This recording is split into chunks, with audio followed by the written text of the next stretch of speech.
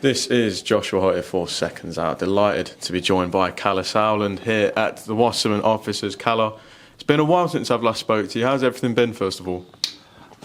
Busy. Lots of events coming up, lots of events in the planning. We've got a big one next week with Harlem Eubank taking on Catterall live on the Zone, so very excited about that up in Manchester, renewing my rivalry with Eddie. It's been a long old count in terms of who's won what and who's lost, but it goes back to I guess the days of we had Audie Harrison and we had David A at the time, so it's a long old rivalry. So looking forward to get one over on Eddie next week. Absolutely. We'll start off with that a huge step up for Harlem Eubank in a lot of people's eyes. It really is that fight that, if he can get the job done, it will really solidify him as a world level welterweight now, isn't it? It's world level welterweight. Yeah, but let's look back at champions. There was always that step up fight.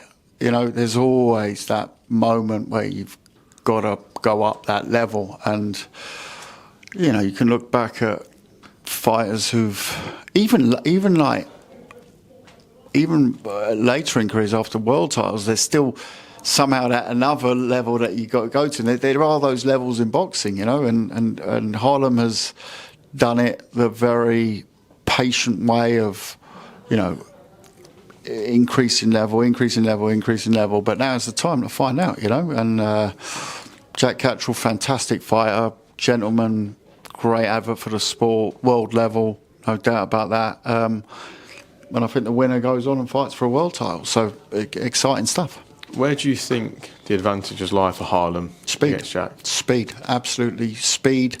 I think the fact that he's a bit more of an unwritten script as well. So, I think there's gears in the motor of Harlem Eubank that have not been exposed yet. That of how he can step up in fights, and that this is the moment to find out. So I think there's more to find out about Harlem Eubank than there is about Jack Catterall. We know what Jack Catterall can do. We've seen him at world level, absolute class operator. But we know also what's in his arsenal. And they'll come out and fight. We've got new tricks and this, that, and the other. But I've been around the block a couple of times in my life, around 5 weeks. That's normal. But the reality is, we sort of know what Jack Catterall can do, and the reality is we haven't all found out yet how far Harlem can be pushed. Will we see Chris Eubank Senior making an appearance next week with Harlem? Well, I mean, you never predict senior, do you? You never predict senior. So I'm not going to start doing that now. He's obviously been a big part of Harlem's career. So, I wouldn't be surprised if he's there next week. But with senior, you never predict. Absolutely. Just looking on the Wasserman front, what is the plans for the rest of the OC? We've just seen Josh Kelly in Newcastle. Will we see Kelly step up now? We've seen him, obviously, we saw him back in September at Wembley. Then he fought in December, I believe, didn't he, as well? What is the next plans with Josh Kelly? Look, we've got, obviously, when you talk about the sort of the A-listers, Josh Kelly, Mick Conlan, they are both out again this year. Both in big fights, both probably just after the summer. So it's, Josh Kelly, strongly linked with Murtaz Aliyev recently. We've had some talks around that. Whether that happens or not, we'll see. That will be very, it won't be a long play because it's the IBF of coming up with the Lubin fight. For Murtaz Aliyev, which is the mandatory, and with a mandatory after that with the IBF, but we've also got a position with the WBO, so it's exciting times for Josh Kelly. It's one of those situations now where we're sort of in the hands of the mandatory situations, but also a lot of interesting fights out there to be made. We'll be looking at the Eubank Benn fight, what comes out of that. He's Josh is, everyone in the trade knows Josh since years, knows what he potentially has. We've all seen how exciting he can be. The 36-second stoppage in Newcastle. I thought the fella took a dive until I saw the replay. It was so fast to see the hand speed go. We know what he can do, but it's about obviously doing that on the highest of levels. It was unfortunate last year with Liam Smith pulling out last minute, but at the same time, it wasn't written in the stars to happen then, and there's big fights to be made in the near future. You mentioned Mick Conlan as well. After his comeback fight in March, we were told, we saw the face-off in the ring with the European champion Lorente. Since then, we've seen reports that fight is now not happening, and rumours of possibly Michael Conlan and Josh Warrington up against each other. Is that a fight we could possibly see? I don't think Warrington next. I think that we've had some discussions around that. But we were quite ready to do that. They weren't quite ready yet. But I like that fight. I think that's a fight that can get made. But no, it'll be a fight most likely sort of September. Yeah, looking at early September, and it will be an interesting opponent. Yeah. I'm not going to say more than that right now because it's not done. And then I normally open my mouth, and then the people who are actually trying to sign contracts get very angry with me. So I'll leave it there. So if I was to ask, is it a domestic name or is? Yeah, it could be. Yeah. Okay, I like that. You mentioned seeing what happens with Eubank Ben. Do you feel that is the right move for Eubank Jr? I know obviously you don't represent him anymore, but seeing what he went through to get down to the weight and the aftermath of the fight, do you think a rematch is the sensible play to go down? Yeah, I wasn't involved in the fight, so I can't really judge the whole weight thing. You obviously hear the stories, you hear the sauna story that's come up, but at the same time, I can't really judge it by that. I just know that there's a lot of money on the table to fight Conor Benn again, and Junior's made no secret of, he's the money guy, he's the business guy, and right now that's the business fight, so that's what it will come down to. What do you make of the board ordering Eubank Jr to appear in front of them, obviously given the sauna use, but 2 months on almost from the original date? Look, I think the fact they've called him in is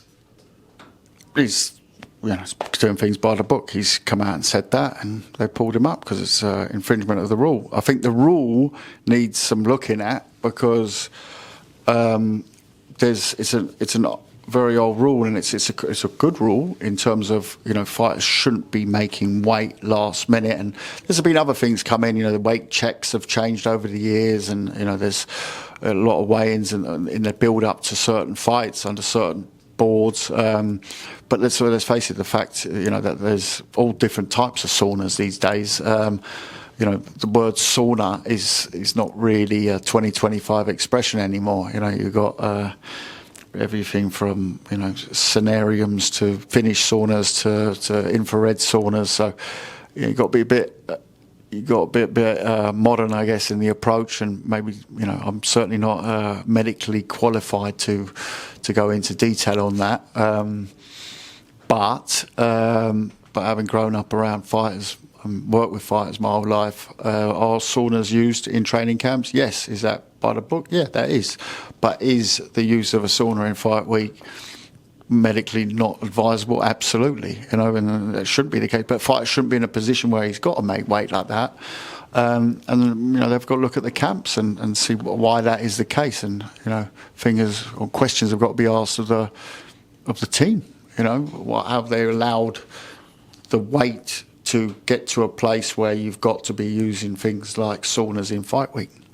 I spoke to George Groves probably about an hour ago now, and when I asked him about how he sees the fight changing without a rehydration clause, he believes it goes from a 50-50 to an 80-20 in Eubank's favour.